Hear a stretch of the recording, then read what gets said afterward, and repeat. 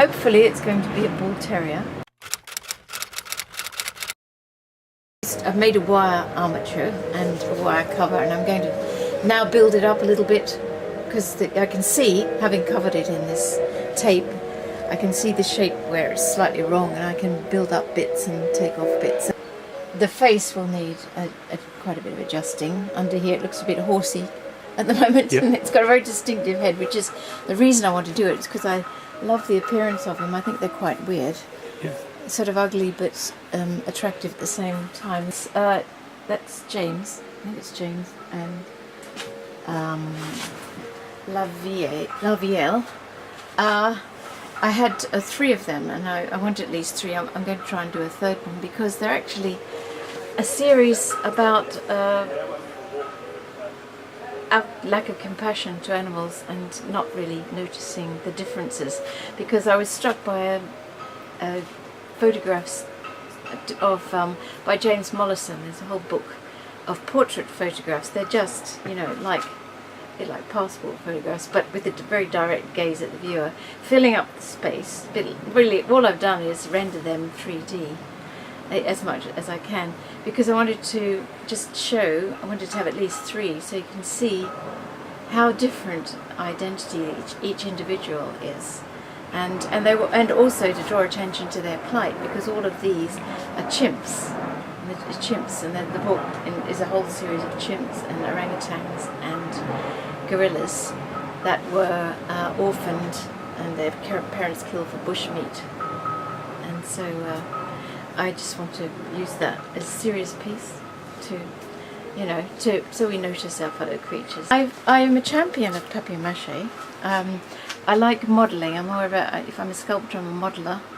You know, I used to do clay modelling, and now when I model, it's with paper pulp and mixture, and a thing called sculptor mould, which is paper and plaster mixture. I like it because of its flexibility. You know, it can do things very small, like jewellery, of course. Yes. And you can make these, and you can do it in different spirit. You see, this is a very playful little piece.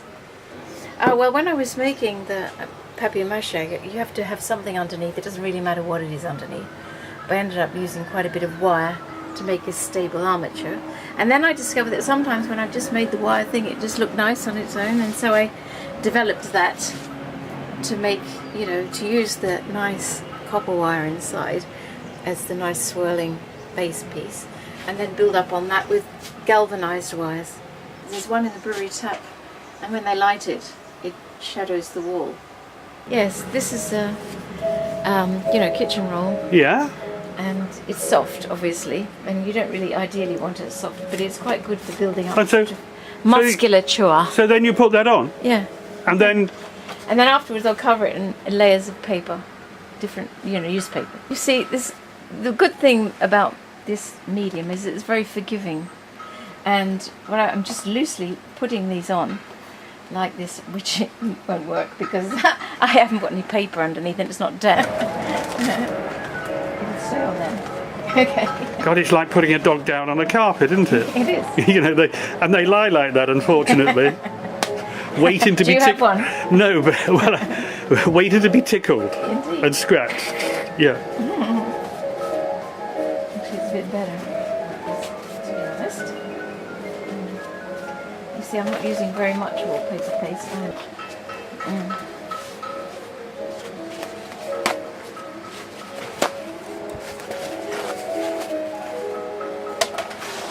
So what kind of paper is this? It's not paper, it's this. No. Masking tape. It's masking tape? It's a good trick, yes. I'm giving away all my trade secrets here. I can't believe it. You put masking tape over the wire. Yeah. Over chicken wire. Yeah. Galvanized wire. It makes it much easier as a base to then put your paper. Yeah. Which actually all people who use papier-mâché know that, so it's okay. That's to give away a trade secret. Anybody who thinks they can't do artwork at all, they don't have a creative bone in their body, which obviously is wrong, can actually make something that will be charming out of papier-mâché. And I have notes if anybody wants them. they can apply to get my notes. on layering paper and paper pulp recipe. I don't mind. Has the dog got a name? Not yet, no. Oh, his model, I'm using a particular dog. And what's his name? Surely he's got a name. Yeah, his name is Bullseye. Bullseye? Because I met Where does him he in the live? street with his owner Charlotte on Brentford Dock. Oh really? Oh, I've seen him. Yeah, you probably have. I know Bullseye. Do you? Well, there you go. He scares me. So it's Bullseye. Does Bullseye, is he aware that he's becoming a... He is. He's aware that I haven't. It's not a commission. I haven't. And I hope he works. There's always the fear that he won't, of course.